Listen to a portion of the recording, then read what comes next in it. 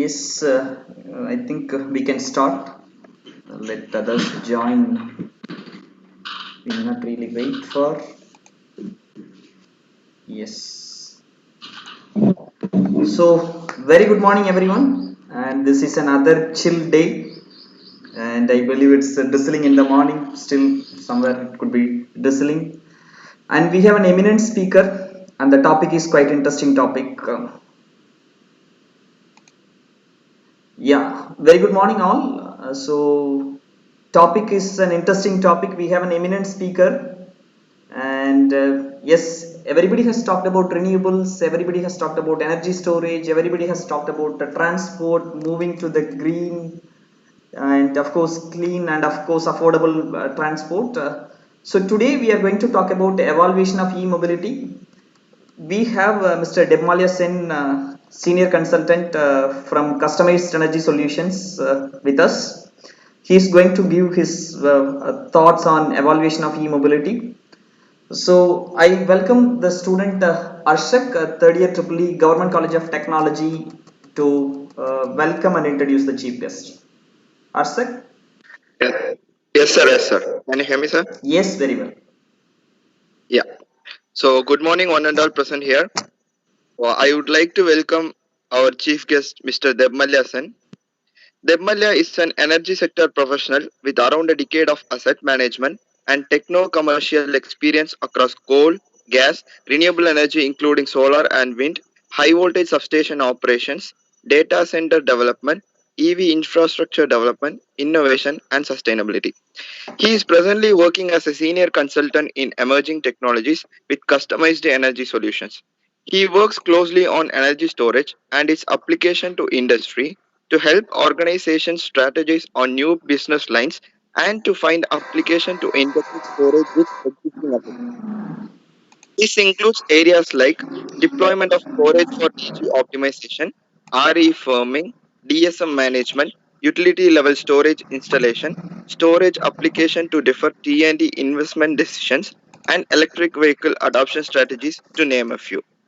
He is an MBA graduate in finance from SP Jain School of Global Management and holds a RE PGDC from firming, NPTI DSM on thermal management, power plant utility engineering. level storage He did his installation. bachelor's in instrumentation. He has also written quite a few white papers on storage and its applications in the energy value chain and speaks at various conferences of storage in India and abroad. So I finally welcome our chief guest, Mr. Debmalyasan. I would like to welcome the people and the whole team from Power Projects, so who make this possible for us to utilize this pandemic situation in a fruitful manner. And I finally welcome my fellow classmates to utilize this webinar. So I welcome everyone. Thank you. Yes, thank you. Thanks a lot. And yes, Debmalia. Means we are eagerly waiting for you to start the sessions. You can unmute Sure. and yeah, you can go ahead. Yes, perfect. Yeah. Thanks, Alva, and thanks, everyone. I hope you all are doing good, being safe.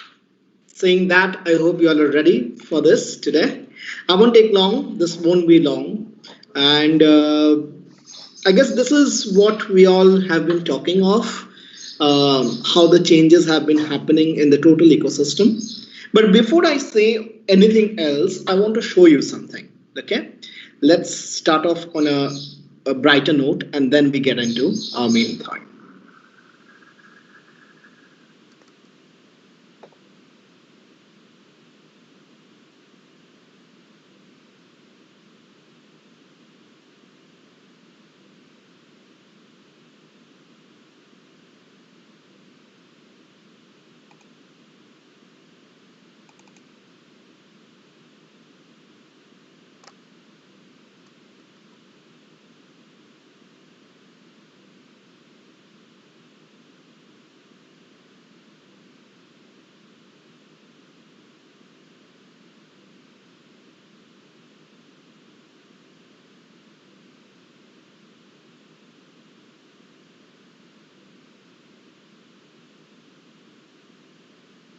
Great. So, yes, that's what I wanted to show you.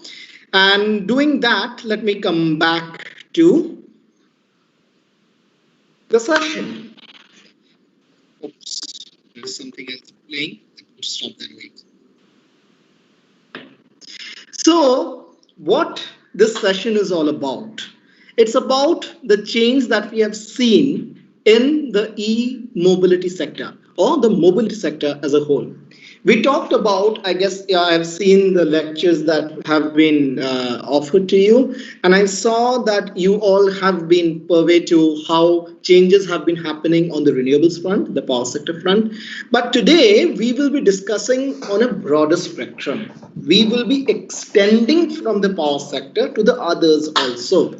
And we are discussing today on e-mobility. Now, saying e-mobility, it's very important to understand who are the stakeholders here. When I say stakeholders, what does that mean? Stakeholders means who are the people or who are the organizations or who are the sectors who are involved in this game. Is it only the vehicle manufacturers or sellers, or is it much more than that? Who all are them who are affected by this? Let's talk about that.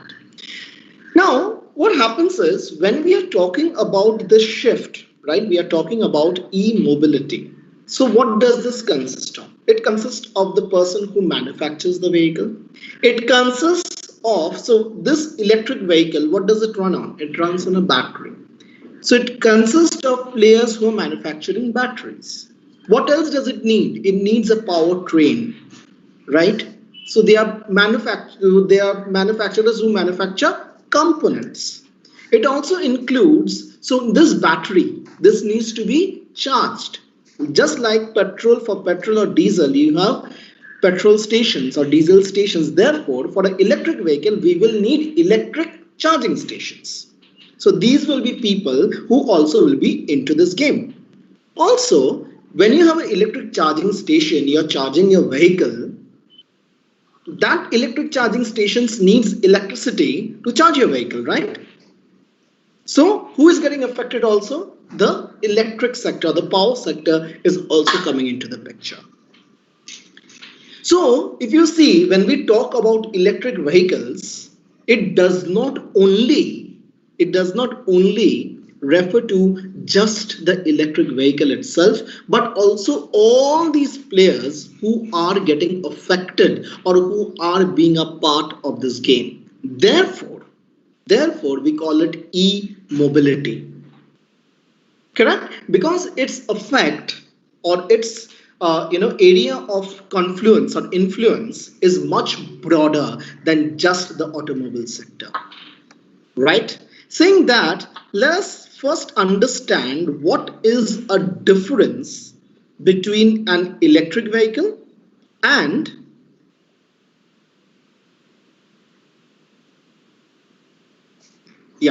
between an electric vehicle and a conventional vehicle. I call it battery on wheels.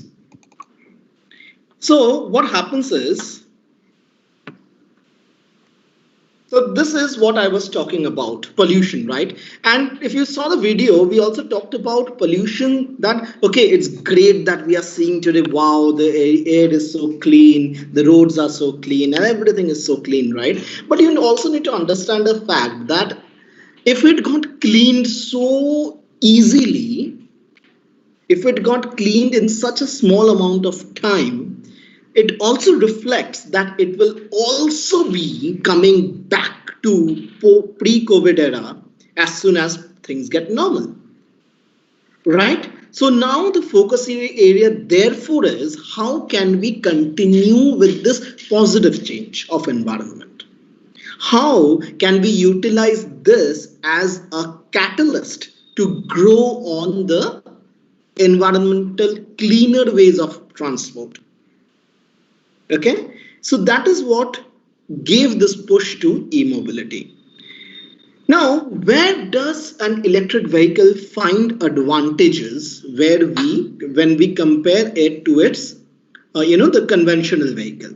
One, an IC vehicle, that is an internal combustion engine vehicle, has more than 100 parts, whereas an electric vehicle has very less amount of parts in it.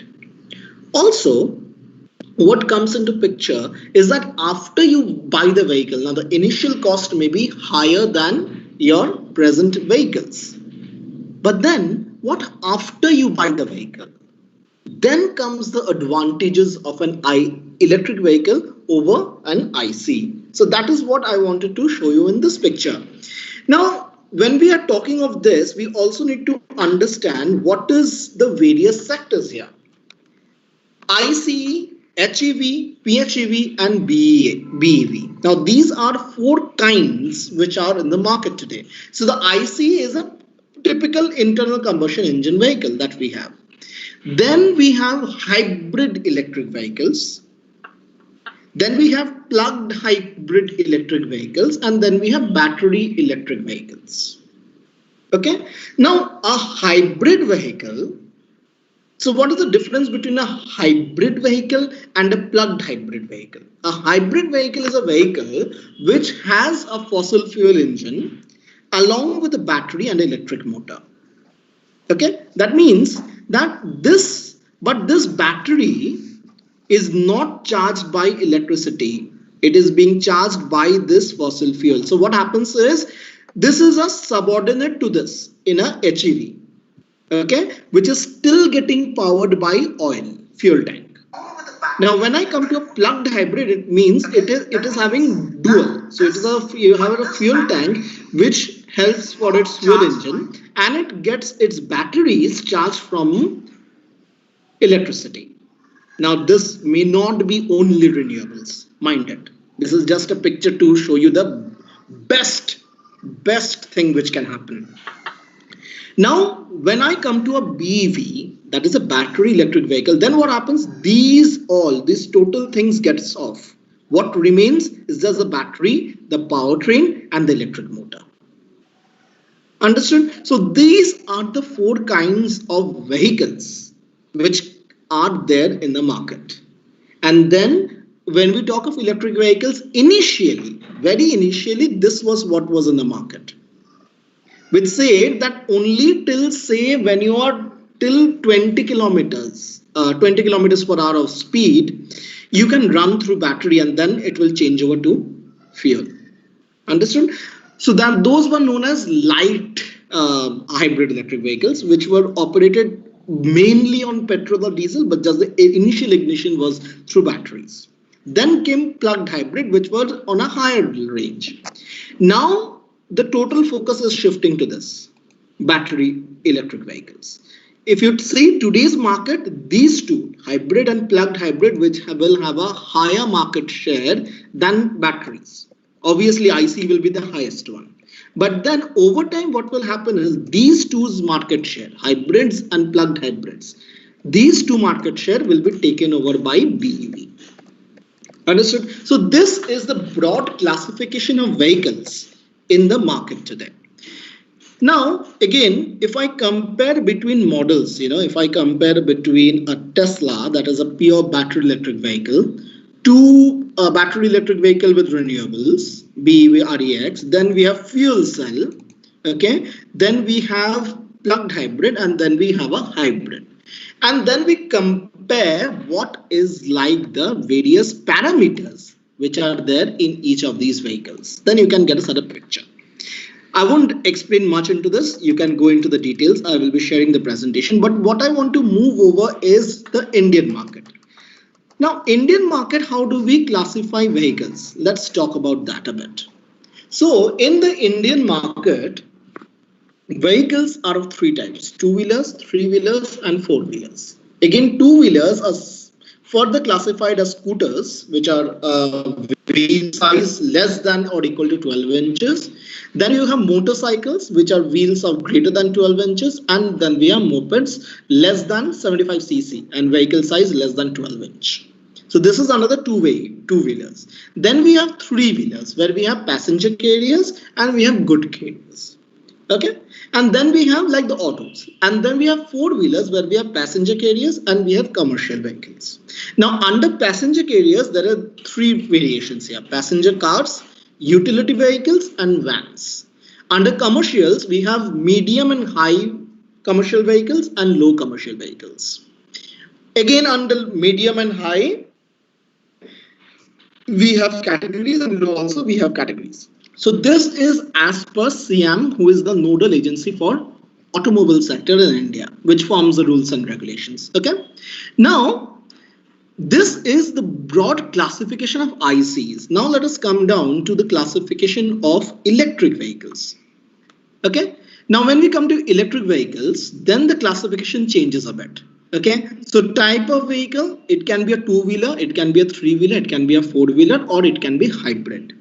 Hybrid can be strong hybrid or plug-in hybrid. So strong hybrid is the hybrid HEV that we were talking about, and plugged hybrid is a PHEV that we were talking about. Okay, let's not talk much about this. We will be focusing on this sector. Now, electric two-wheelers. Is anyone saying anything? Cool, no issues. Okay, so electric two-wheelers have three categories. Okay, low speed, and then we have L1, L2 depending upon the speed. Three-wheelers, we have passenger vehicles and good carriers. Again, passenger out of two, low speed and high speed, and good carriers are again low speed and high speed. Four-wheelers are cars, buses, and goods carriers. Cars, again, we have both for less than 4M, greater than 4M. Buses, we have three categories, and good carriers, we have two categories. So this is a broad spectrum over which electric vehicles itself is divided in the market. Saying that, now all these electric vehicles will need what? Will need batteries to run. Therefore, we have various categories of batteries also here. We have lead acid batteries, we have advanced lead acid batteries, we have nickel metal hydrides, and we have lithium ion batteries. You will be asking me, where does these four stand in the market today? In today's market, these two gentlemen, lead acid and advanced lead acid, are the winners. This one is just making initial penetration into the market. Now, when we talk about electric vehicles, let's come back now. When we talk about electric vehicles, there are a few things that we need to keep in mind.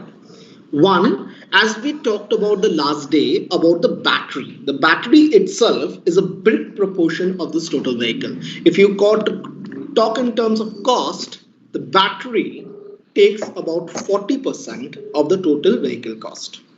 Okay, now I'm only talking the battery, I'm not talking of the other agents which are coming along with the battery. Now, what does this battery need? This battery's characteristic should be that it can, on a single charge, stay charged or retain that charge over a long period of time. Correct? If it discharges very fast, it's no use. I won't be able to run that vehicle, right? So what do you need? You need a battery which can run for a longer period of time. Also, at the same point of time, you need the battery to get charged fast. Okay. Now, when I'm talking of charging fast, what does that mean? It means that I can have a battery which takes around 6 hours or 8 hours or 10 hours to get fully charged. Or I can have a battery which can get very fast charged. Now, take the example of a mobile. In a mobile, when you buy mobiles today, you have two ways of charging it. You say trickle charge and the normal charge, and a flash charging. They say you that 15 minutes, the mobile is fully charged, done and dusted, right? Or you can also charge the mobile overnight, which is a very bad thing to do, by the way. A mobile should not be charged more than, 2 hours maximum. Now, what happens? So I won't talk. That's itself a story. So what we are saying here is that therefore, what is that battery which can get charged in a much smaller amount of time? Therefore, there are two types of charging: fast charging and slow charging. The slow charging bit happens on AC. The fast charging is predominantly DC charging. Therefore, here, what will happen? There is a huge rush of current also, right? So, what takes a hit? The lesser amount of time you require to charge the battery, you are actually getting a hit on the life of the battery. That's the point here. Now this is slow charging. It slowly charges the battery, so it is much more healthier for the life of the battery. But then it has its own drawbacks also, right? I cannot once I am over with the battery, I cannot let the battery charge for what 6 hours and then I go. Just imagine you are mid of the road and you see, oh my god, the battery is discharging. I go to the charging station and then I put in the charger and it takes 6 hours to get the battery charged. Wow. Will you buy an electric vehicle then? No, you won't, right? So you need something by which you can get it quickly charged. So these are known as fast charge. Okay. Now, therefore, when you go for fast charge, now also think about a thing. You cannot keep fast charging it. You have to play between a fast charge and a slow charge.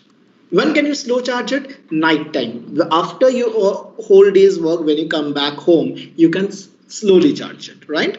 So night time you can go for slow charge. Daytime, when you see, oh, you know what happens with the mobile? Same thing. Just imagine this as an electric vehicle, you know. So what happens in the daytime? You see the battery has fallen out. Oh my god, 50%. Let me put it into the charger. Okay, 50 goes to 17. What? Maybe 15-20 minutes. So what are you doing? You're topping it up. You're not charging it from 0 to 100, but you're topping it up. So these are times when fast charging can help for top-ups. May not be the full charge. Okay. So therefore, these batteries, what are we saying? We need to display both of these characteristics. It can get charged over a time, but it also needs to display characteristics of getting charged very quickly, which are known as fast charge or trickle charge. Okay. So therefore, this battery along with this, it also needs that time, right, over which it can run. Now you can say, okay, I will have a very big battery, and then it can store a lot of charge and then it can discharge over a long period of time. What will happen? The size of the battery will increase. In electric four-wheeler, like your cars, you will require the battery to be as small as possible and as light as possible. Because if that battery's weight increases, size increases, what will happen? Your vehicle's size will increase, your vehicle's weight will increase, your vehicle's cost will increase. So what do you need? You need a battery in that vehicle which can store a lot amount of charge in a very small amount of space. This is known as what? This is known as energy density. Okay, so I need such a battery which can store a lot of charge for a long amount of time and also can get charged in a less amount of time. All the benefits you need, right? So there will be a cost benefit ratio here. So what we are saying here is, therefore, all batteries which goes for electric vehicles need a higher energy density. If you want to know more about energy density and its counterpart, that is power density, refer to my previous lecture. Haha. Okay, so now when we are talking of higher energy density, there are two kinds of batteries which are in market today which are gaining prominence along with lead acid. If you know, lead acid in India, 80% of electric vehicles on road today runs on lead acid. All the three-wheelers, you know, the electric rickshaws or the electric autos that you have, maximum of them, or even the two-wheelers now, and as electric cycles you have on roads. So what happens is, two kinds of batteries are normally used. One is NMC and one is LFP. What is NMC? Nickel, manganese, cobalt. Remember, and LFP is lithium, phosphorus, lithium, ferrous phosphate. Ferrous is iron. Right? So these are the two batteries which are in race. Now out of these two batteries, NMC has a better energy density. Okay? But it is more costlier too. So getting an option, you will always like to go with LFP. But for four-wheelers, passenger four-wheelers, LFP doesn't come as an option because it is lesser than the energy density. Therefore, the weight is more, the size is more. So for electric 2, 3, four-wheelers, we prefer NMC as a battery.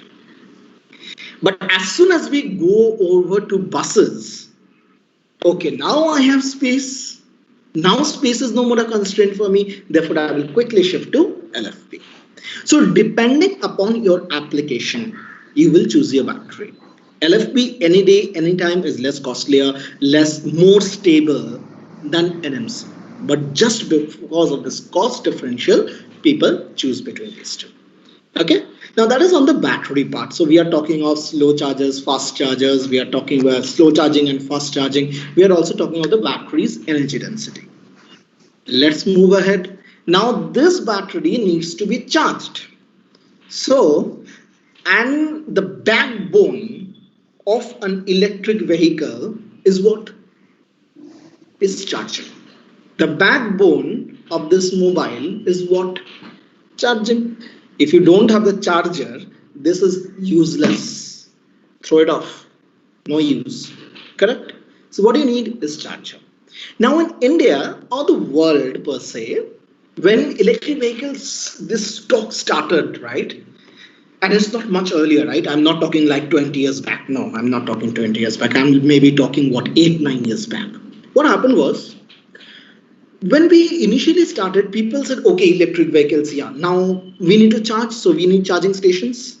Okay, now the charging station guys said, okay, you bring in the electric vehicle, then I will put in my charging stations. Now the electric manufacturer said, vehicle manufacturer, I will come out with vehicles, I don't have electric charging stations, so you put in electric charging station first, then I will bring electric vehicles. Wow. So this is known as the cat and the bell story. Remember, who will bell the cat? That is the problem. So who comes first, the chicken or the egg?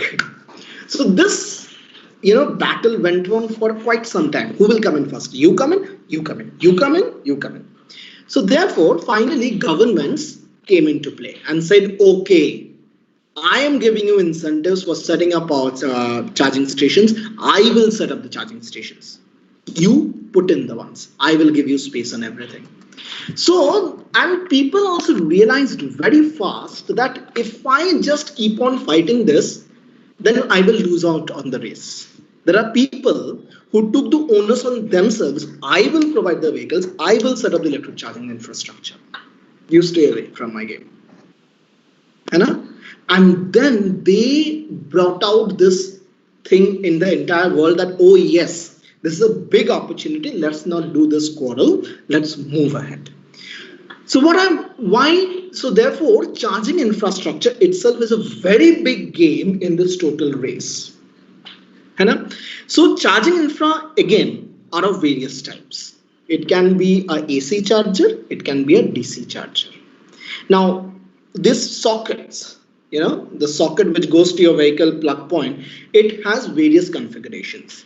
Right now, give me a second. Okay, so what happens is when we are talking of charging sockets, just see this. This is my laptop's charger. So this one, which goes into the laptop, this one has standards even for electric vehicles.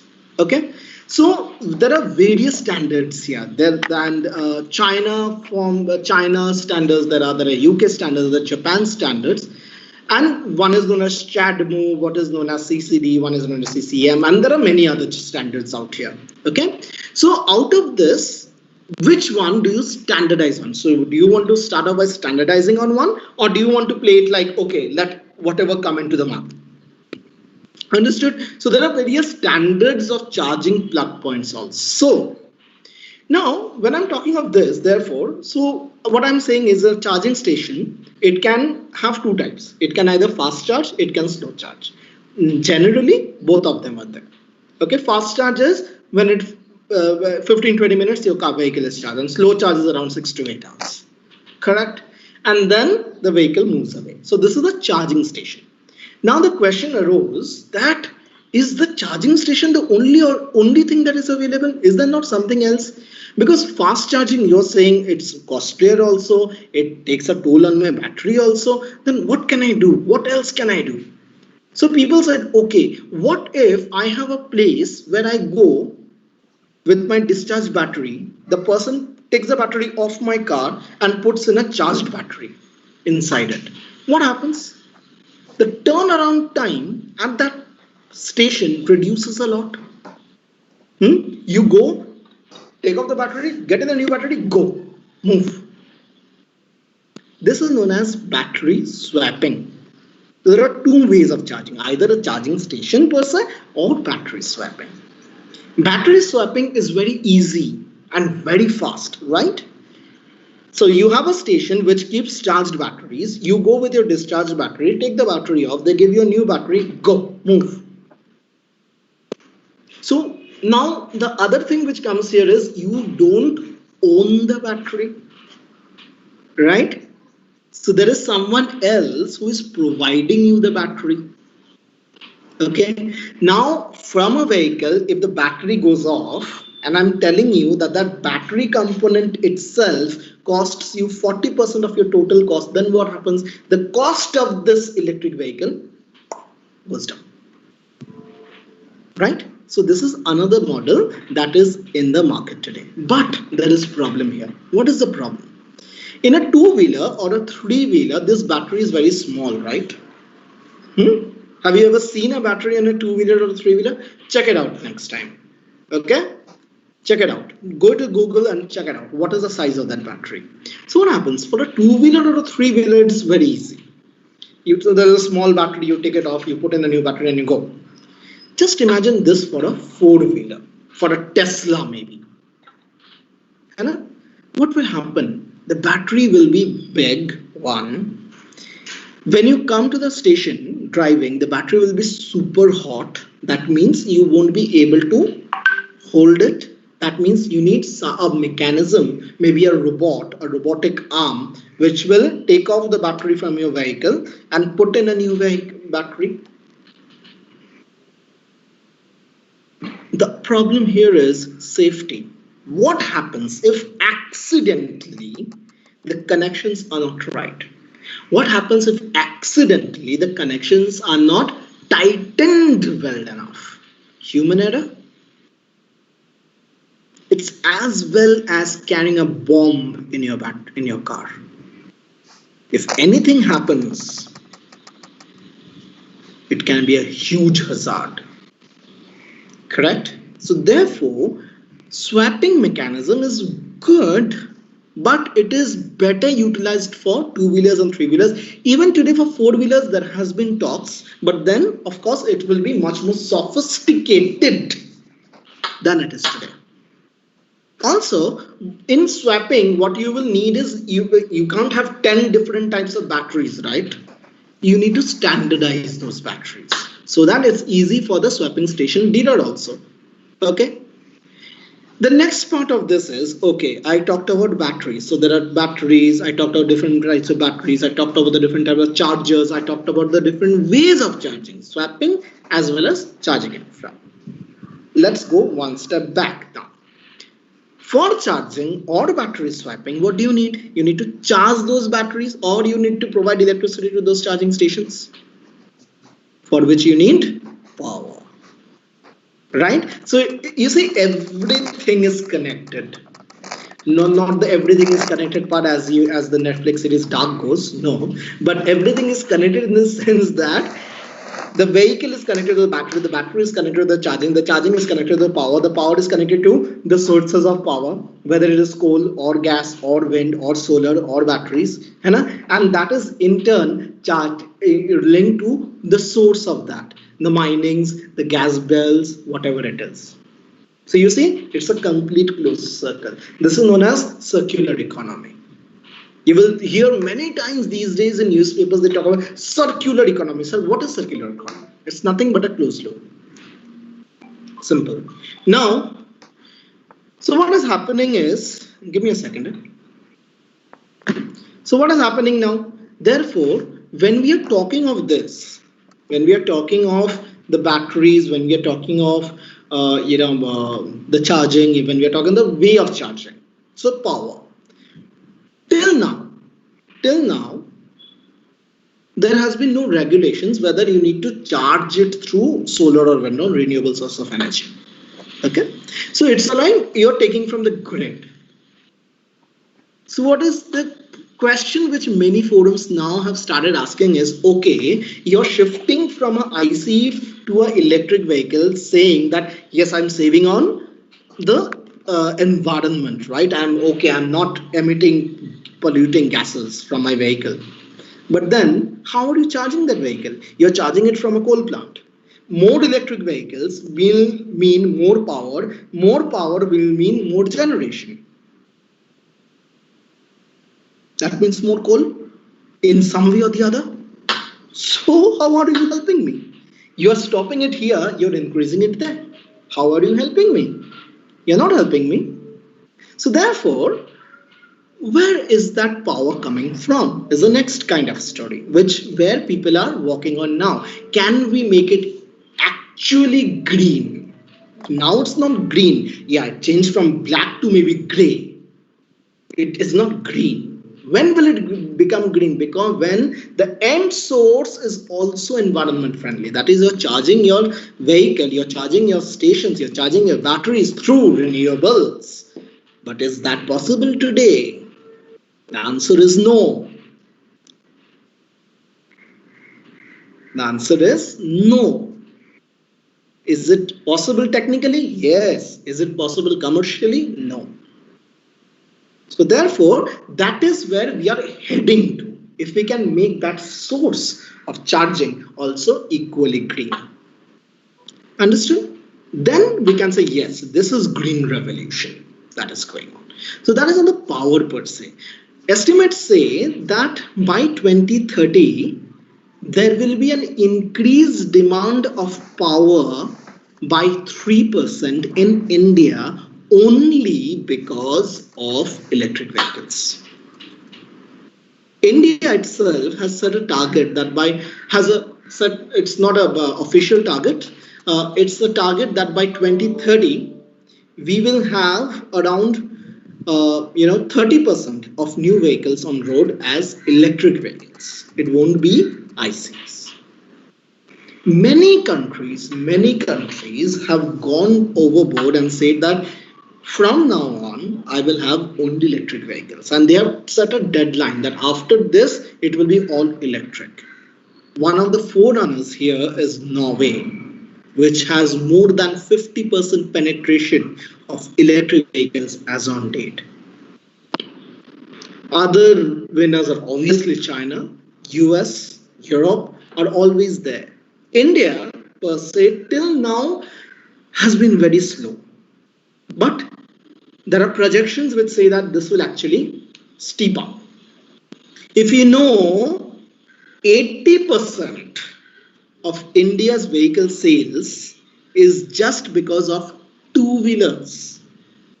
We are the second largest market of two-wheelers after China. Okay, so that is where a big focus on electrification is happening. Two-wheelers and three-wheelers. Okay.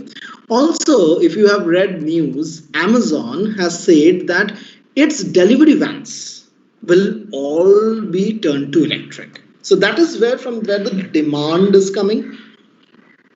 So you need a demand in the market. So that is where the demand is coming. Now, in order to do this, you also need to promote this. How do you promote this? You need policies for this. You need incentives to buy an electric vehicle. Because as on date, the electric vehicle is way costlier than its IC counterpart. So therefore, if you want to attract people to buy this, what you need some benefits or incentives which will slowly make this gap lesser. Now, there are two ways of doing it. Either bring this cost down or bring this cost down. Both is required. Both is required. Now what happens? Because of new regulation like BS6 is coming in, right? Already coming. So what is happening? These are making the cost of an IC go up. And then what is happening? Because there is tax reduction. You get tax reduction on buying an EV. You get loan at lesser interest rates. Okay. So what are these doing? These are bringing down the cost of an electric vehicle. Estimates show by 2026 to 2027, there will be a parity between. When I say parity, what does it mean? That the cost of an IC and electric vehicle will become equal. There will be no difference between these two prices. Now, government, in order to aid this, what did this do? As I told you, there are various tax benefits which are given. There are various loan benefits which are given. Okay. Also, it's not only electric vehicles. You also need to promote the building up of the infrastructure, that is the charging stations. Okay. So for this, what government has now come up with is, it is de-licensed charging activity. That means when I de-license means anyone and everyone can set up a charging station. You don't need special approvals for that. Okay. And also charging business, you just can't charge anything to charge a vehicle, right? So you are also given rates at which you can charge, or at which you can charge vehicles, and what you can ask for it. You just can't ask 100 rupees. No, there are particular rates. And there are policies which each state has come up with. What will be the charging rate? What are my targets year on year? How many vehicles will I get in?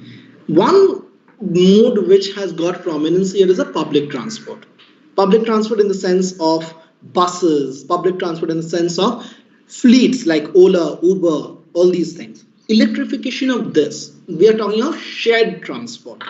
Yes, the question now is, because of COVID, shared transport will be hit in the shorter term at least, because people won't like to, travel with someone else. That is what projections are saying, that shared transport can get a bit down in the short term because of this COVID scenario. And there can be an upturn of purchase of personal vehicles. Understood? And personal vehicles also, because of economical crisis and everything, there has been a uproar that there will be a huge increase in intake of two-wheelers in the market. Electric two-wheelers. Okay. In many ways, an electric two-wheeler right on today is making sense with its ICE counterpart. Okay, if you know Ather, Yokinawa, these are players which are already in the Indian market. And they are giving you bikes, or they are giving you scooters which are good now. They're not basics, right? Because that was a problem initially, that, okay, I don't want to buy a very basic vehicle. But now they are also coming up with quality. Understood? So this is what is happening in the total scenario. The things are changing. The way we see it is changing. The demands are coming from various sectors. Now the next question is, therefore, is it only batteries here? No. There is another gentleman which is slowly and steadily getting into this race. You know who? Fuel cells. Yes, market penetration will be very slow right on now. The next 10 years will be, lithium ion taking charge of the market. But after that, hydrogen fuel cells will take over. And hydrogen, in that say, it's much more, its energy density is much more. That means with a single charge, the amount of kilometers which you can traverse will be much larger than what you can as on date. Yeah, okay. Probably before going to this hydrogen vehicles, there is a interesting question from Arshak. To make battery swapping possible, all the manufacturers have to follow a specific standard for batteries. Is there any available standards for batteries for EV as on today? That's what his question. Yeah. So let me show you this slide. Wait. Where was I? This one. So these are the charging stations. So various levels of charging, and then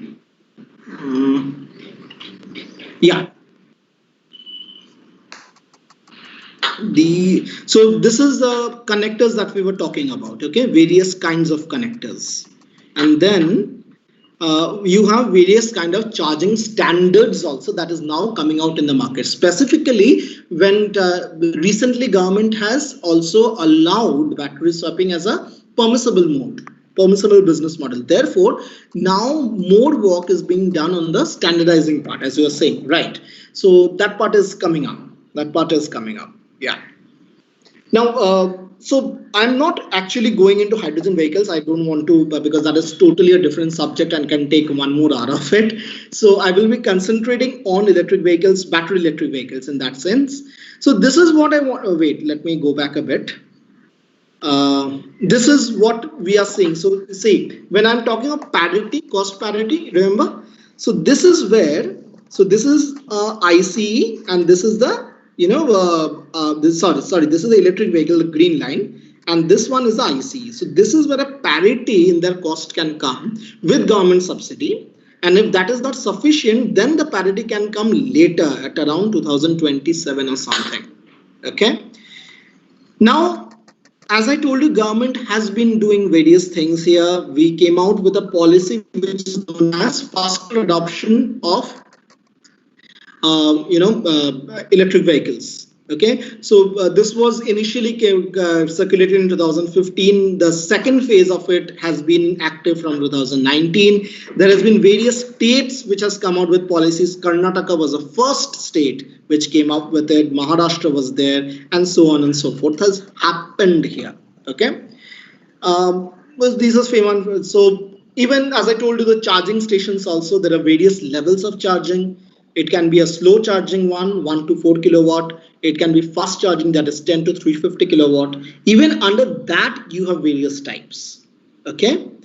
And these are the connectors. So which country follows what? So North America follows this. So, okay. So these are various names of these connectors. CCS, CHAdeMO, CCS2. Tesla itself is a different connector which they use for Tesla vehicles. What is India using? So all these things are here.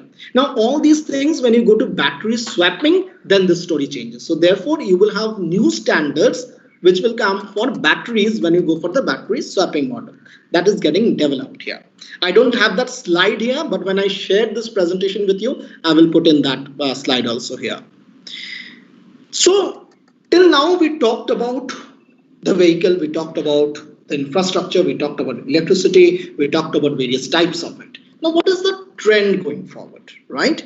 So trend, if you see, China has been the global leader, followed by Europe and US in the short term as well as in the long term. But if you see the long term, you see Europe slowly catching up with China, followed by US. And India, after 2025 is what we are seeing, that the race will come up. Okay, and by 2040 there can be around 30% vehicles as electric on roads. Okay, now that is a trend. Now when I talk about cost of electric vehicle, what makes up this cost? So you have the vehicle cost, you have the powertrain, you have the battery. So these are things which make up the total cost of an electric vehicle. Now this green part is a battery. If you see over time, this cost, all others constant, this cost is what is coming down drastically. Today it is around 2020, it is around 28%. This can come down to around 13% by 2030, thereby bringing down the cost of an electric vehicle, thereby making it more affordable than the yellow line, that is a IC cost. So yeah, Depmalia, probably in your previous slide, I think it's very interesting to not this. You have shown how much percentage of the vehicles every year. India, China, some slides you have shown, no? Yes, yeah. Here. Yeah, if you look at this EV share of sales, means even in 2040, means the sales is less than 30% in India. So that means, I mean, like for EV aspirants, there are many young EV aspirants that are there. So means is it still even 2040? Do you think that 70% of the vehicles sold in India will be of conventional IC engines, or how it is? Yes. So the penetration, as I told you, is slower in India. Why? What is the reason of it? The reason is that ICE, when you compare the price of ICE in India and you compare the same cost in Europe or US or China, you will see that the ICE cost in India is much lower than these areas. Okay, so therefore what happens? The cost parity or the cost difference between the IC or electric vehicles is much lesser in these regions than it is in India. And that is also reason why is that the question comes here, that this is low because ICs over time has been enjoying a lot of benefits. Now, slowly and steadily, these benefits are being taken away from IC, that the cost is increasing. Now, the question is, you cannot only look into electric vehicles because there is a huge manpower, skilled manpower, there is a huge GDP which relies on your IC.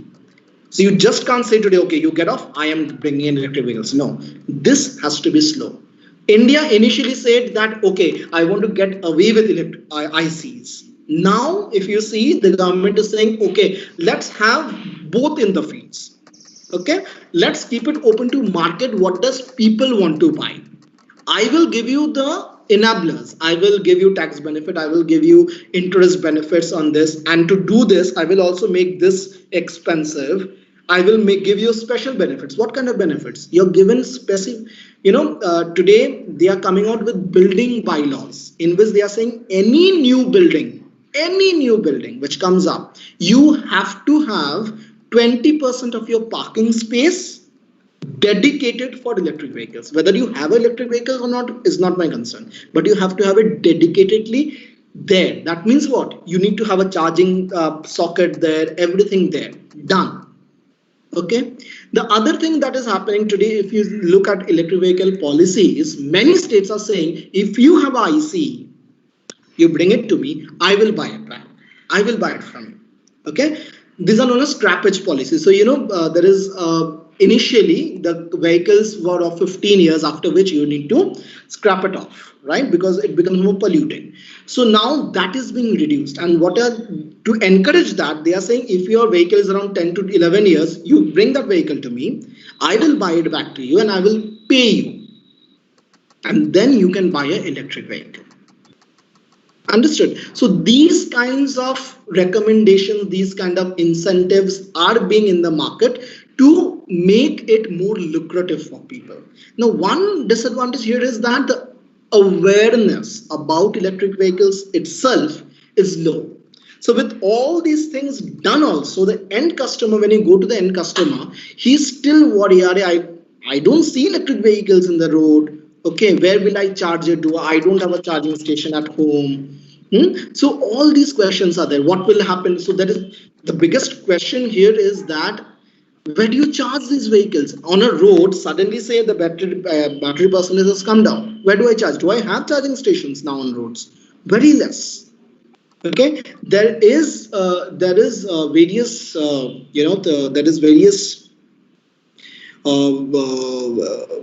announcements being done that in every city in a 3 to 3 radius there will be one charging stations. In highways, for every 25 kilometers you will have a charging station. But then yes, all these will take some time. Yeah. Yes, Depmalia, since you have talked about this, there is an interesting question related to this. Can we charge two-wheeler at homes? That is a question from Naresh. Yeah, absolutely. Two-wheelers can be charged from your normal plug points. You see this plug point, or the AC, the plug point which you have for your ACs at home. Two-wheelers can be charged through that. Yes. In fact, two-wheelers, these batteries are dispatchable also. You can take out the battery. So you come home, you take off the battery, go up where you stay, and then just like a mobile, simple. Yes. Thanks, Depmalia, for that, because many people have still a mindset that this cannot be charged at home and it has to be charged only at like this. So it's like a mobile, you can say, right? You can take out this battery and you can charge it, probably like a power bank or something. It's just a bigger battery. Yes. But you can carry it anywhere. Yes. Thank you, Depmalia. There is another question. This EV vehicles have a super capacitor. That means when you're talking about fast charging or something, means question relevant to that. No. Supercapacitors will not work in an electric vehicle. Just for the sake that supercapacitors will get discharged very fast, right? So you don't need that. You need a battery which can sustain charge and also get charged fast. Okay, so even these, do you think a mobile has a supercapacitor? do? No, right? It's a lithium-ion battery. But it has that capability to get very fast charged in 15 minutes, right? So all these OnePlus or all these new mobiles, when you go to, they say, sir, 15 minutes, full charge. You don't worry. But you need to worry. You don't charge that continuously 15 minutes. Otherwise, your life will go off. That is a big reason why every 2 years the mobile's batteries gets down. Those 15 minutes charge are not good for health. Yeah. Yes, that's another interesting insight. Yes, thanks for that. But means that question also arises because few of the manufacturers promotes that the supercapacitors along with this. That might be the reason the question is.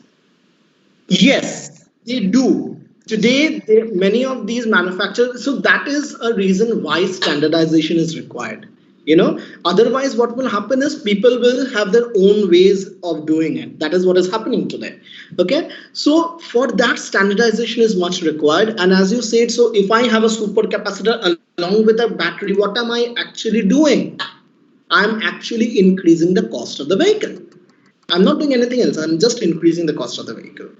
That is not the best way to do it. It is a problem fixing technique which should not be allowed. Yes, and there is another really interesting question from Magna. She's asking the main push towards EV will come if the public transportation shifts towards EV. That's obvious. So, Correct. can you share some government initiatives that are happening currently state-wise or probably at least nation-wise? How this public transport is means going EV? So, there is a big focus on electrifying this public transport, of buses specifically.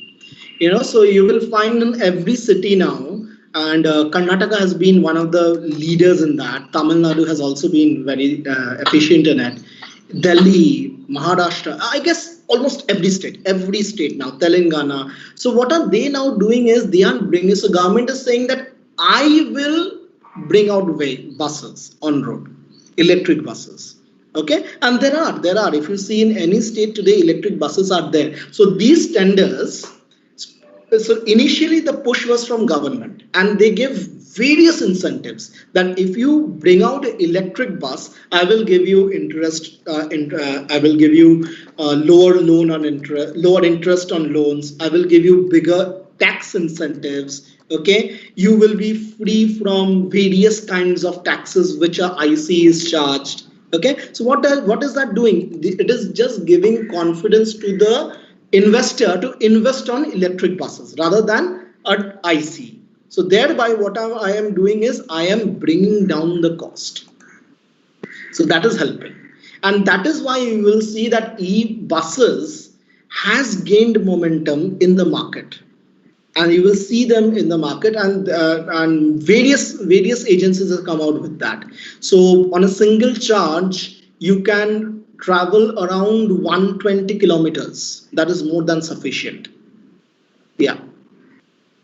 Yes, there is an interesting question from YouTube Live. This is Okay. going on YouTube Live as well. So there is a very interesting question from Sankara Sudeep. How the battery is able to sustain for a longer life with the ABB's flash DC charging technology. Means if you remember, or probably I can play that video also. Means there was some WhatsApp videos also was circulating, like ABB is able to flash charge this bus in 20 seconds, right? Some clocks will run. If you are not seen, I'm sure you have seen the video. Probably for the audience benefit, I will share the screen. I will also probably take up that video. So that video is where probably everybody has started talking about this ABB flash charging. Just a minute, so that everybody can be in the same page. I think that I felt it's an interesting question. Yes, let me go to the videos. I think this is that bus. Yes.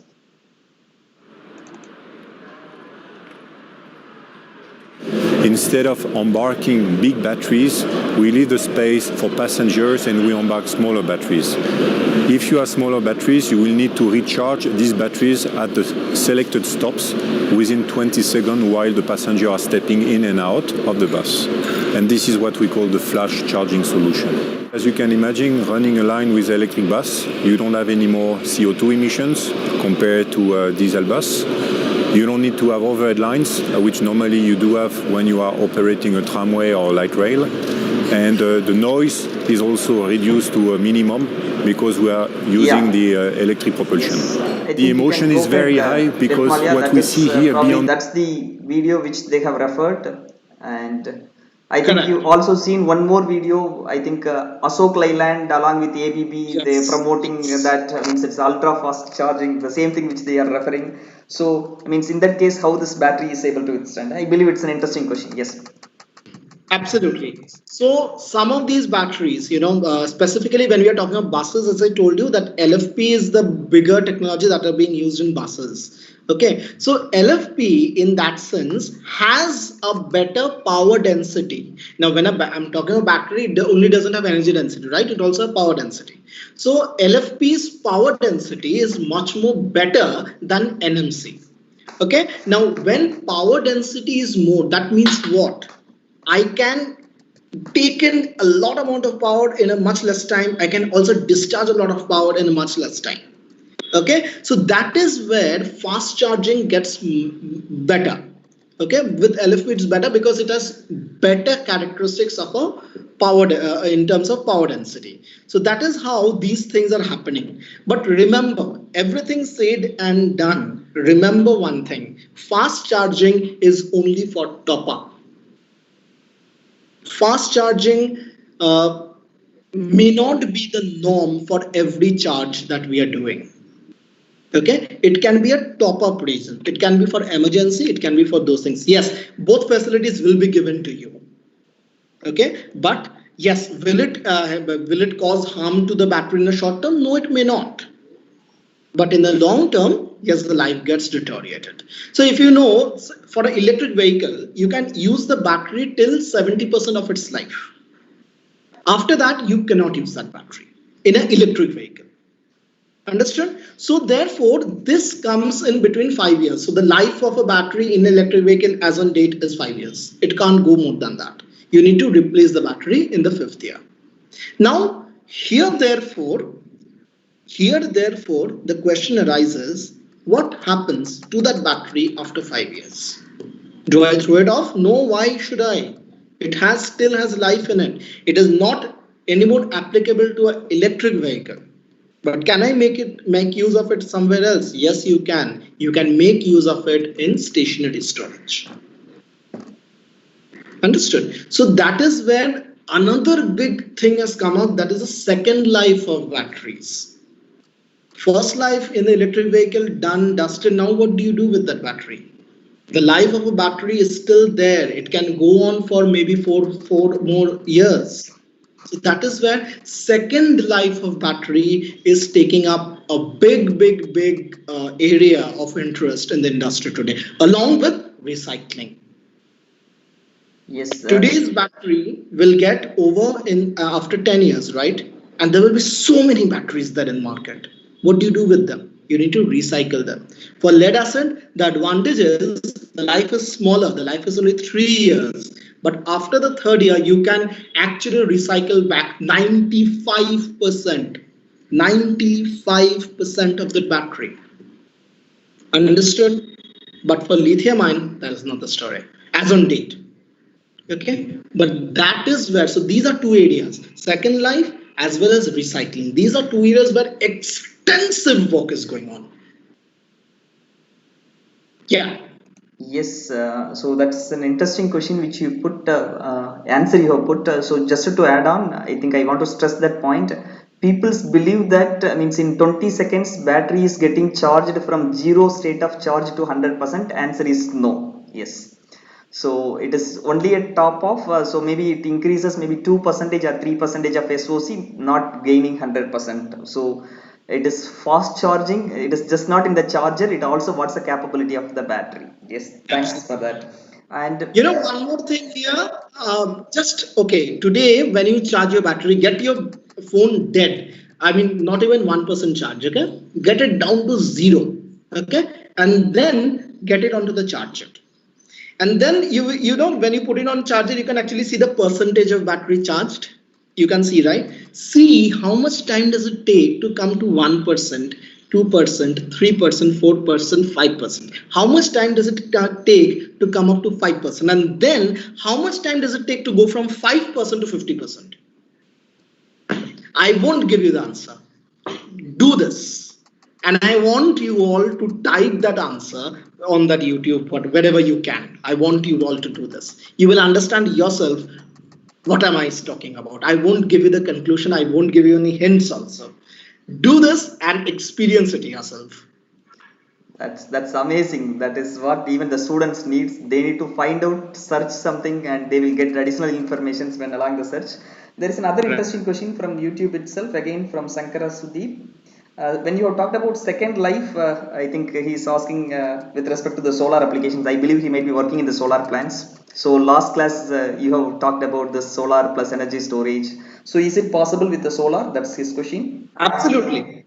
Absolutely. Yes, that is possible. That I want to confirm from you. Yes, and there is another question, interesting question in our chat box. There is a question from Manikandan. Possible to address the problem goes on electromagnetic interference, that is EMI, on the EV powertrain?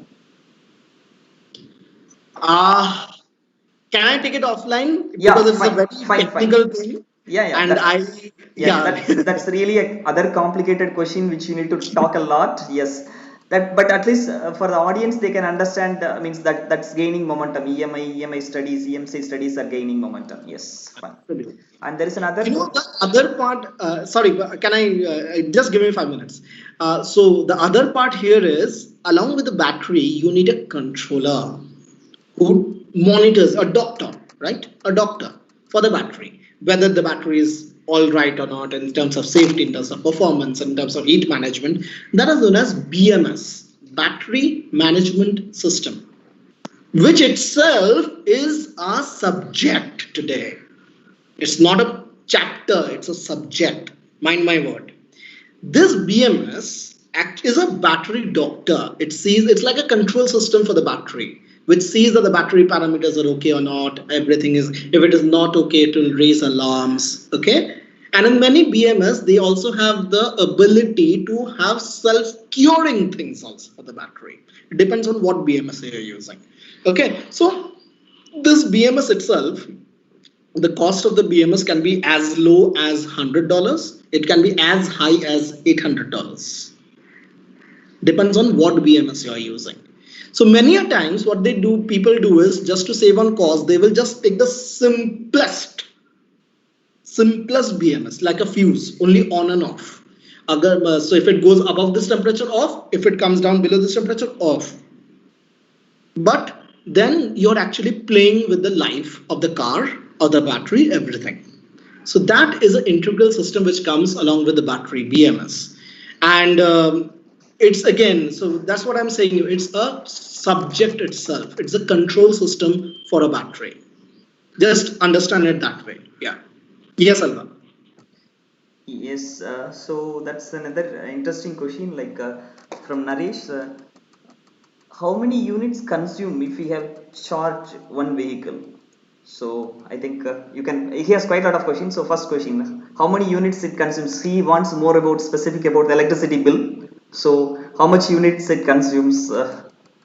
So generally per hour, if you go for slow charging, generally per hour it's around 4 to 5 units. Okay, and for fast charging, for 15 minutes, it can be around 2 units. Yeah. Fast charging, be careful. I'm talking of top-up charging, not total charging. Yes. So probably that can be also answered in another way. Like I mean, how much kilowatt hour which you are increasing energy density in the battery, that divided by the efficiency of the charger will be your energy consumed by your. That's an easy answer. Yes. So. And what's the life of the battery if we have to charge every 5 years? I think that's not question. Like what's the life of the battery if we have to charge quite frequently, something like that? See, as on today, the battery life of a lithium ion is 10 years.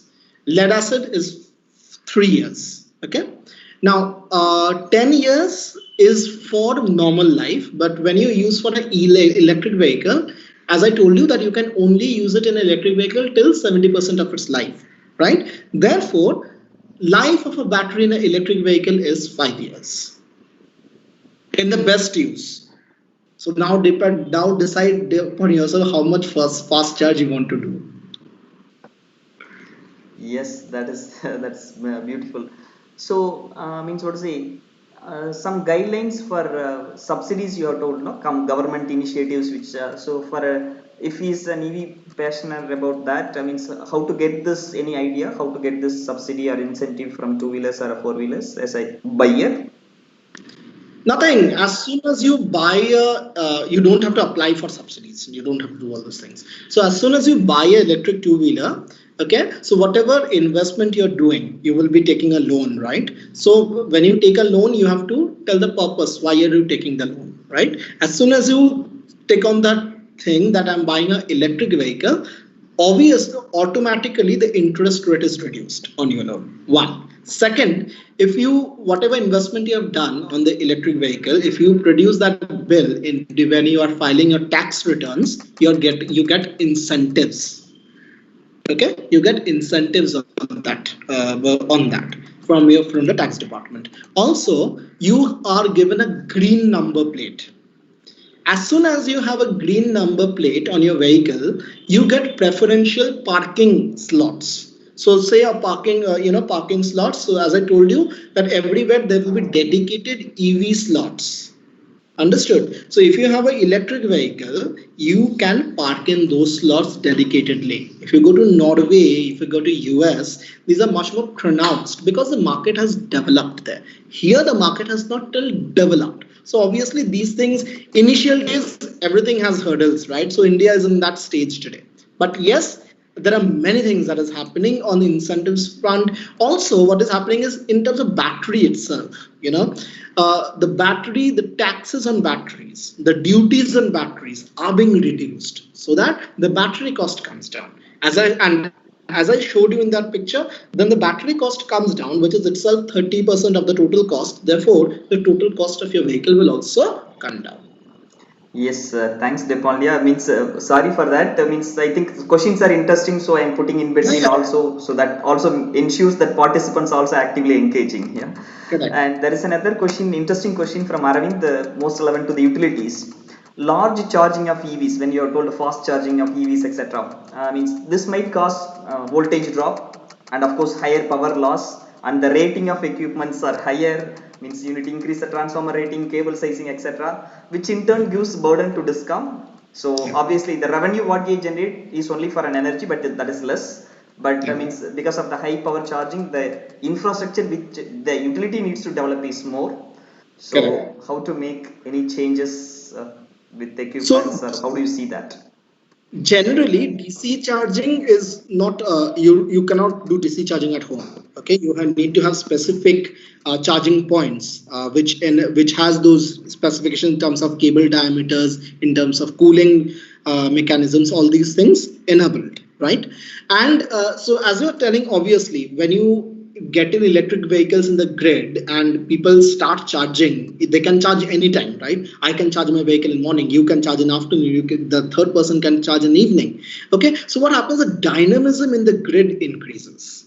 Okay, so now what people are telling is we will have preferential time of use.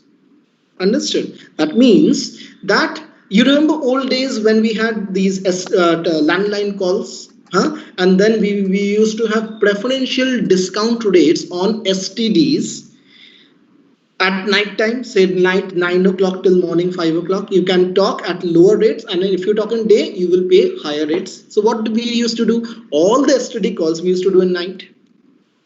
Correct. So therefore, what am I doing? I am I'm playing with the philosophy of customers and making them use my product when I want it to be used.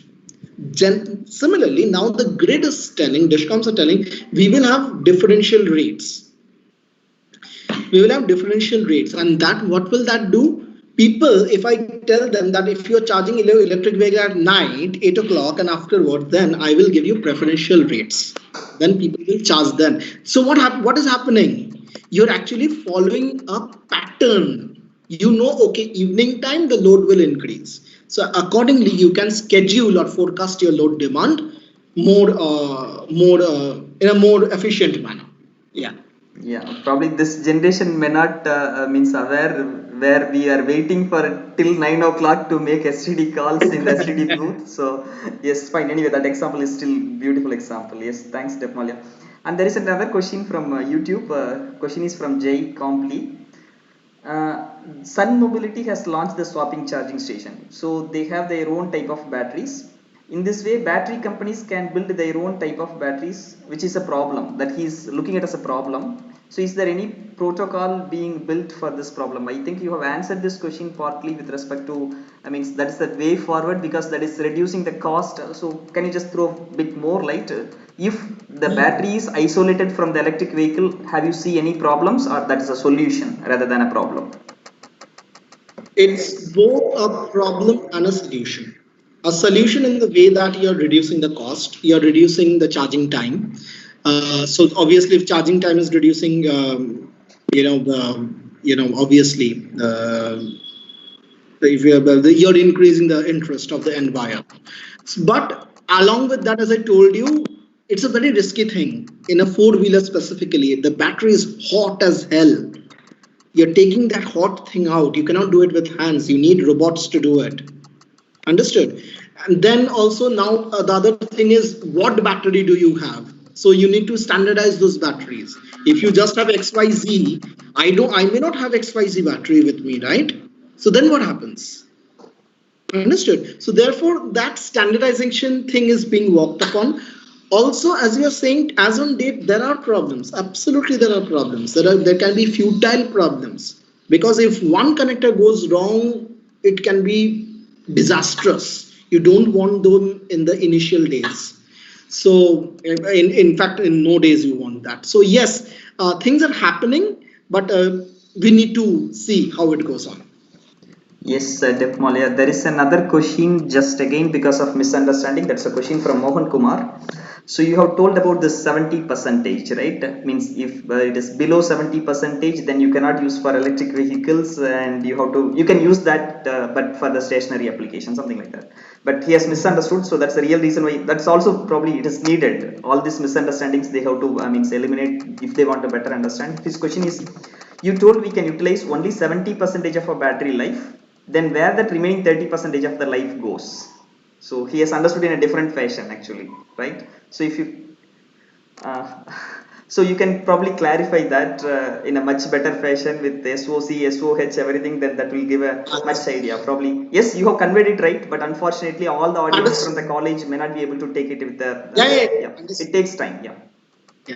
So see, what happens is for an electric vehicle, you're understanding that that battery needs to perform, in a very dedicated way. So it needs to have that kind of efficiency with it. And over time, anything in the world, its efficiency goes down. It will not be at the maximum level at the day one as it was in day one. So what happens is over time, the efficiency reduces of the battery, right? So therefore, the amount of time it will need to charge, the amount of time it will need to discharge, all these things will get affected. Therefore, what we are saying is for an electric vehicle where dynamism is more, you can use that battery till 70% of its life. Is this clear? That means there is still life left, but 70% has gone, but there is still life left. This battery, after that, you cannot utilize an electric vehicle, but there is still life left in that battery. Then this battery can be used in where? In stationary storage. Does that answer the question? Even if it is not answering, we request the students to go search because the lithium-ion battery is not a small thing which you can learn in a day or two. So still, I believe the students has to put quite a lot of further efforts. As last time we talked about the job opportunities, etc. So still, I suggest the students to go find and search, and probably if anything else is needed, probably they can connect you offline in LinkedIn. Yeah. In fact, the presentation, I haven't shared the presentation of last week because I wanted to share it together because I have both the parts together. And so go through the presentation. I will be sharing it with Salva. Salva can share it with all of you. And I think that will answer many of your questions. And even if it doesn't answer, I'm always available. Connect me on LinkedIn. In fact, if you go to my LinkedIn profile, you will have 3 articles which I've written on electric vehicles specifically. Go through them. You will get a better understanding, because everything, when I'm speaking, I miss certain things, so but then when I'm writing down some things, I make sure that I write down all the things. So have a look. And even after that, if you have questions, I'm always available. Yes. Even I strongly recommend all this, just not the students, even the people, those who are working in industry in electric vehicles, they definitely can go through your articles. That's really it gives an insight full of the EV. Yes, thanks for that writing all, Depmalia. There is another interesting question from Manikandan. For an Indian market, EV or plug-in hybrid vehicle, how do you see? See, till now, we had some plug-in hybrids in India, okay? But these were all low hybrids. That means, as I was telling you, only till 20 kilometers per hour, you got on battery and then you change over to your petrol or diesel. So what is that? Till first gear. No, useless. What is the use of that? So now what India government has also done is they have stopped incentives, everything for these kind of vehicles. They are saying, I am not popularizing that. If you want incentives, go for electric vehicle, pure electric vehicle, not hybrids. So hybrids as on date has a market, but over time it will reduce. It will reduce, and what projections say that by 2035 the market will slowly disappear. I mean, new vehicles will not come in. Yes, so we cannot directly jump from conventional IC engine to EV. So some gap filler is needed. That's what. Yes, thank you. I think I have almost done with the questions. Yes, Dipmalia, you can go ahead with your session. And if there is any other question, because there are quite a lot of questions I might have missed out. Any question is there, I will just watch and ask you. Yeah, so I think I am also exhausted with my things. Let's see if there is anything. Battery demand I already talked about. Charging infra, if you see the market here, China has almost 50% of world's chargers there, followed by US, Japan, and US, Japan, and rest of the world. That is in front of charging infra. India is on date has around 900 chargers. Okay, that is very less. And by 2025, this can be as big a market as around $20 billion, not rupees. And projection says that India by 2025 will require around 1.7 million chargers, from 900 to 1.7 million. Just imagine the business which is coming up here. So EV market I already talked about, so I will skip this slide. You can see it in details when you look into. So the main focus area has been 2 and 3 wheelers, and also in 4 wheelers it's more on public transport. That is the buses that is slowly gaining ground. So if you see here, sales in 2018 to 26, around 66% is just 2 wheelers, and then you have 22% of 3 wheelers. So 66 plus 22 is how much? That is 88% is just from 2 and 3. And then you have this blue part. Blue is what? The 4 wheelers. That also is the fleet like Ola, Uber. And just 2% is personal vehicles. Understood? So that is why the question was arising. Why is so this is the reason, because of cost and everything. That is the reason why it is going on. And if you see the battery split, till now in 2018, as I was telling you, 96% is lead acid, because this share is more of 2 wheelers and 3 wheelers. Therefore, this share is more, and lithium ion is just taking in the market, that is around 4%. Apart from this, so this is the government focus that I was talking about, what they have been talking about, what has been the policies which has come into market, at which year, which state came out with policies, and this is the blue ones are the states which have policies right as on date. And then So I've just walked through one of the policies, which was a Delhi EV policy. And what does it talk about? So if you see here, it talks about reuse, it talks about recycling, it talks about a fixed tariff at which you can charge these. It talks about at what kilometer a public charger will be there. So at every 3 kilometers, a public charger will be there. What will be the major focus area? That will be two-wheelers. They have their own objective of having 25% of registrations as EVs in 2023.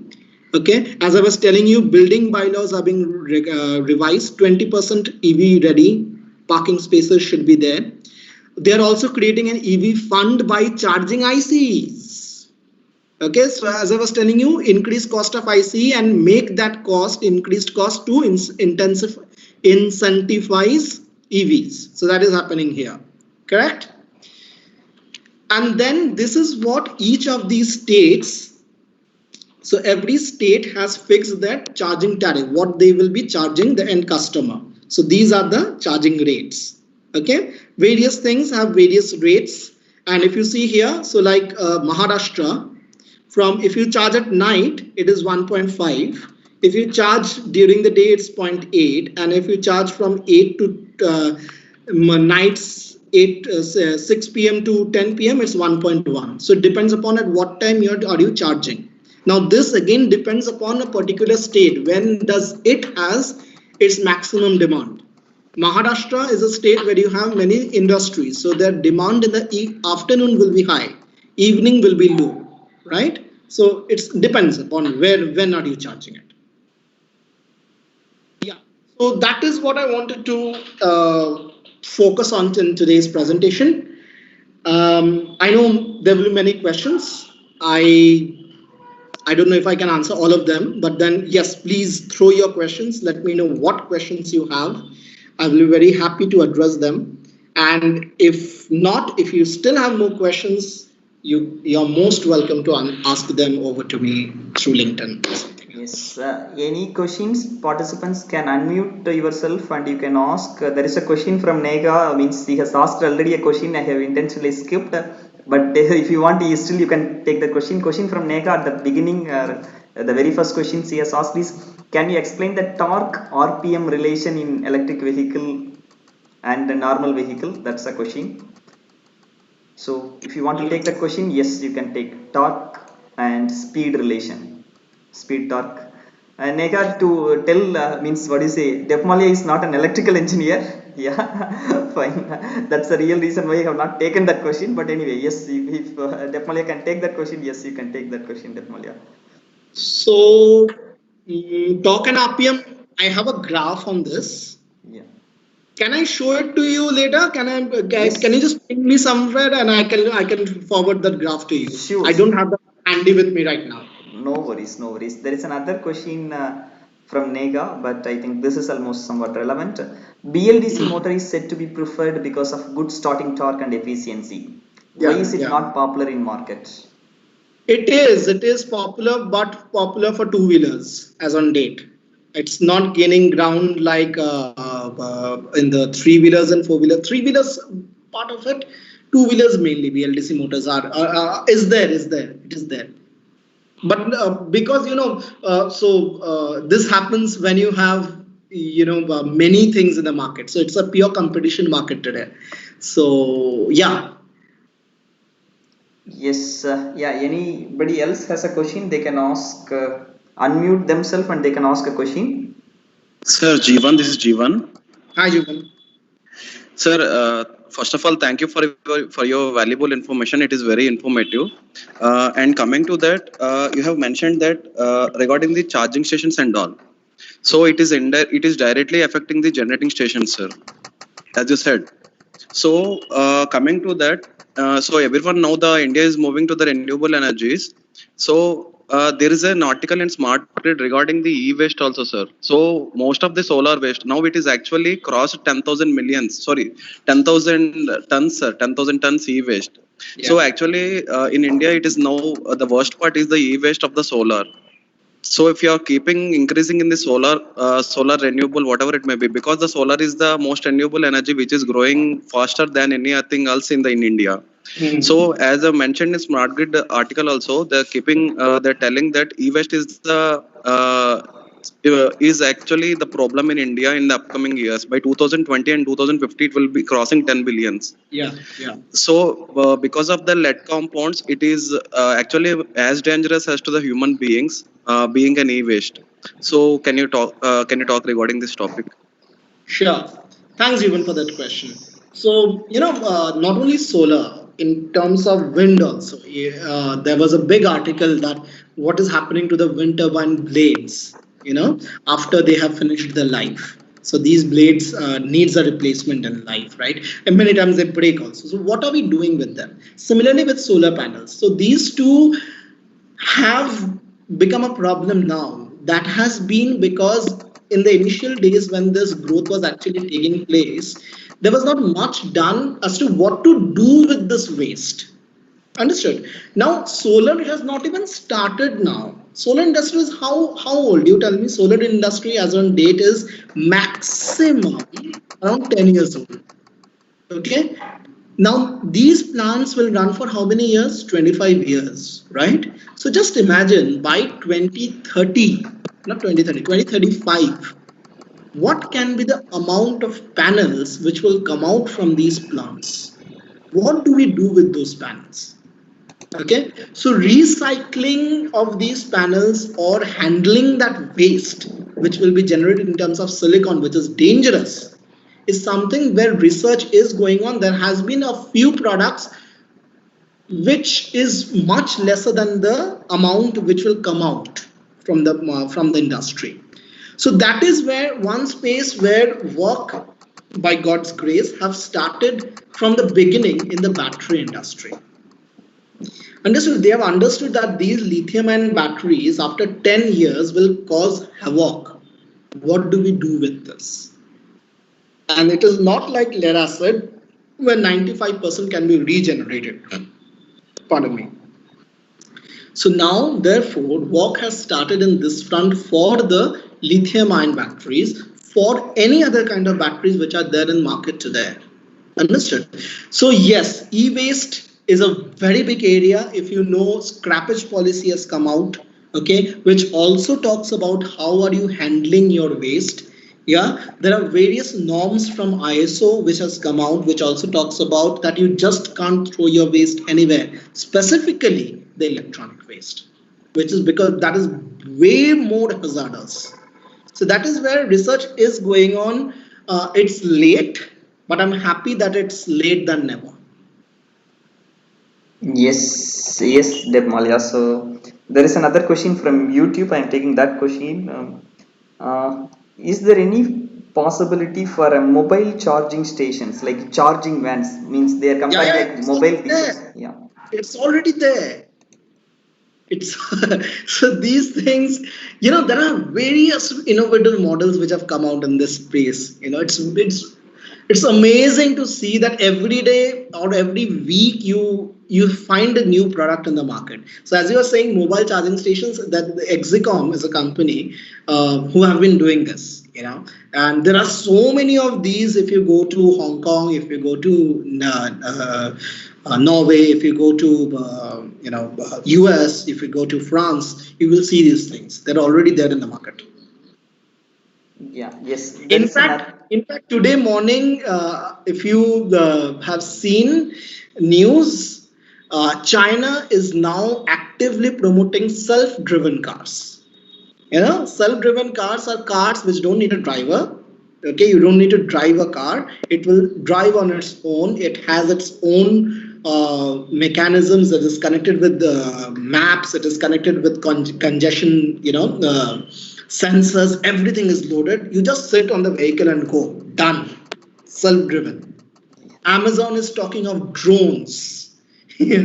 Amazon is talking of drone deliveries. No way, no vehicle on road only. Finished off. Okay, so robo taxis are being talked of, right? So there are huge. It's huge. Trains. We are talking about battery operated train. We are talking about battery operated planes. And if you know, a pilot has already happened in Germany on this. So just imagine it. It's crazy. Yes, thanks for that. The question again from YouTube is it in India, that mobile charging station, what you're telling? You told it's already there. So there is a pilot in this one is in Bangalore or Delhi, any one of these places. Okay, It's fine. in YouTube. Just type on YouTube, you will get it. Yes, perfect. There is another question again from YouTube, that's from Sankara Sudhi. To reduce the burden on the discoms, can we have an option of using solar or hybrid sources of EV charging infra? Yes. Can that be possible? Yes. So only solar or wind, no. Solar with storage, yes, and that is happening. In small portions, right on date. So there is incentives if you are doing that. So in the charging policy which are coming out in various states, they are promoting renewable powered stations, and that will be through solar plus storage, or wind plus storage is less. It's less. The opportunities are less, but solar plus storage, yes. Yes, yeah. Thanks for that info, Depmalia. And In fact, all these parking slots which you have in industries and all, they are now planning. So the shed which you have, that will be totally a solar panel. Understood? And then these will have batteries, and then those batteries will provide supplies to sockets which will be there in those charging stations. In the parking slots, dedicated spaces, as I was telling you. Go there and you can charge your car. So initially it will be through solar. Any transients, the battery will come in. yes, yeah. Thank you for that. And probably means what to say, if a few of them not aware of this solar flight which you have talked about, that is a solar impulse. I think that is long back, 2015 they have started. 2016 it went across the globe. Even it came to India, I believe, your city, I believe it's Pune. So they can Google it. Yeah, there is an interesting video which is also available in YouTube. You can watch how that's playing. Yes, thanks for that info, Depmalia. Yeah, any other questions? Probably the participants can unmute. I might have missed a few questions in the chat box. You can also ask that question if you have. Any questions from the audience? Probably you can unmute yourself. Yeah. And Manikandan is our engineer who is in means power projects. He is also working in EV, so he has given with respect to some BLDC motors. He has put it in the chat box. Means who are the manufacturers. He is more interested with respect to the different manufacturers, what motors they are using, etc. So he has given a beautiful write up in the chat box. Thank you. Yeah. Thanks, Manikandan, for that. Yes, any other questions? Probably, yeah. I can give a chance for the participants to ask a questions. If there is no, then means I have to say a big thanks for Depmalia, who is means joining us despite of his tight schedules. Thank you, Depmalia, and I invite formally. Means probably before means let me giving the vote of thanks. I invite means probably any of our guys are there. They can talk a little bit of this internship. Any quick feedbacks on this internship? And we have enjoyed 2 sessions from Depmalia last week on microgrid and this week on electric vehicles. Yeah. Any quick feedbacks if you give, then probably that helps Depmalia also to means what say. He's an eminent speaker for industrial peoples, that I much very know, but at a student level, how do you see him? So that gives an idea for him also when he approaches the students next time. That helps him a lot. Yes, any quick feedbacks on his sessions? He had a session on microgrid last week and today's session. 2 or 3 quick feedbacks.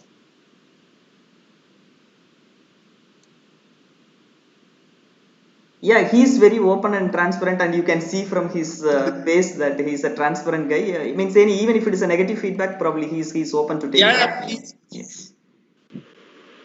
And anyways, I can't come to you, so I won't beat you up. So you can. Yes, Jeevan, probably you have attended this session. You can give a feedback. Yes, Jeevan. Sir. Yes. Sir, Jeevan. Yes. Sir, I already mentioned that he has actually he is very interesting for the communication skills. I really enjoyed a lot the today's session. It's not at all boring and it is very interesting also. Great. Thanks, Jeevan. Yeah, that basically to add one more thing, he's a TEDx speaker, he's a singer, he's a drawing master. I'm not, that means I know cricket and means what to say, I have heard all rounders. But means what to say, he's means cricket, the batsman keep wicket keeper like that, means what to say, bowler or batsman or fielder. But he's means what to say, all around all the tasks. I really very much impressed. You can follow him in Facebook for funny things and LinkedIn on technical things. Yeah, yeah. I mean, so what do you say? I loved your songs, Debmalia. So, okay. And I think someone wants to talk. Amuda, you want to give a feedback? Yes, please. You can unmute yourself and you can give a feedbacks. Hello, sir. This is Amuda from Power Projects. To be frank, I don't have more idea on e-vehicles, but your session, no, it's making more interest to learn about this e-vehicles. So actually, I have no idea about e-vehicles. So I thought what we are going to understand from the session, but just like that, I just started the session, so I got more interest, and so it's very interesting to learn. And one more thing, I have to admit that the way you explain, it's really very nice, and I didn't see such industrial experts explaining at the student level. Mostly, they will be explaining in industrial. When they explain in industrial point of view, many of the students will not understand. But the way you explain, no, it is very simple, and at the same time, how to say, it's very interesting. And the session, you are running the session very interestingly. That's the main thing I want to tell you as a feedback. Nice session, sir. Thank you. Yeah, thanks, Samuda. And if there is no questions, yeah, there is a question. Okay, that is an information. Tesla moved from induction motors to synchronous reluctance motors. That's an information somebody is posting in the chat box. Yes, thanks for that info. Okay, thanks a lot, Depmalia. Means to give a formal vote of thanks, I invite student Baki Lakshmi, means third year triple E from Government College of Technology, Coimbatore. Yes, Baki Lakshmi, please. Good morning, sir. Can you hear me, sir? Yes, very well. Go ahead. Good morning, everyone. On behalf of all the participants present here, I extend a very hearty vote of thanks to Mr. Debmalia, sir. Thank you for your valuable time for spending with us, sir. I must say that you highlighted about e-mobility sector and electric vehicle and its advantage. And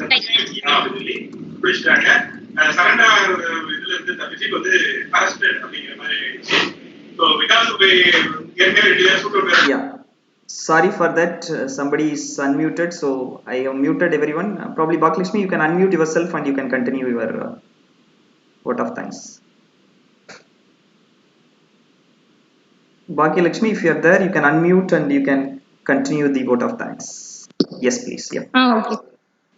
Thank you for your valuable time for spending with us, sir. I must say that you highlighted about e-mobility sector, electric vehicle and its types, and electric and hybrid batteries, slow chargers and fast chargers. It's very useful section for us, sir. We have learned a lot by your session. You patiently answered all our queries, sir, and it was very interesting manner. Once again, thank you so much, sir. Thank you, And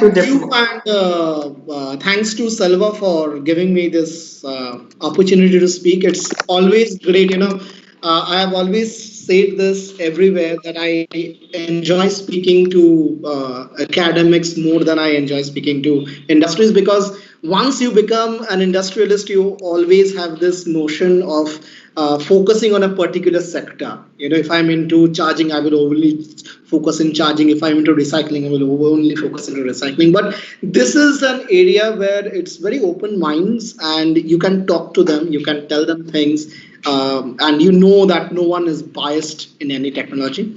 So that's way I always enjoy, and I will always enjoy speaking to you all more. Because as I always tell, so this is something which I wanted when I was a graduate. So that is why I all the more appreciate that you all are putting in these efforts in these hard times to be here and having that inquisitiveness in you to know more. That's all that counts. All the best to all of you. And if you have any questions, please feel free to write down, connect over LinkedIn, and I will be happy to answer them. Thank you. Thank you, Depmalia. So means we are also coming up with some paid internship for students from 20th of this month. So I think there will be quite a lot of sessions on EVs, microgrids, and you might have seen that post in LinkedIn. I am sure our guys have put. I'm not very sure whether we have put it in on LinkedIn, but we have started releasing the posters. So we will disturb you there also, right, for the speakers. Yeah, thank you, Depmalia. Thank you. Have a nice day.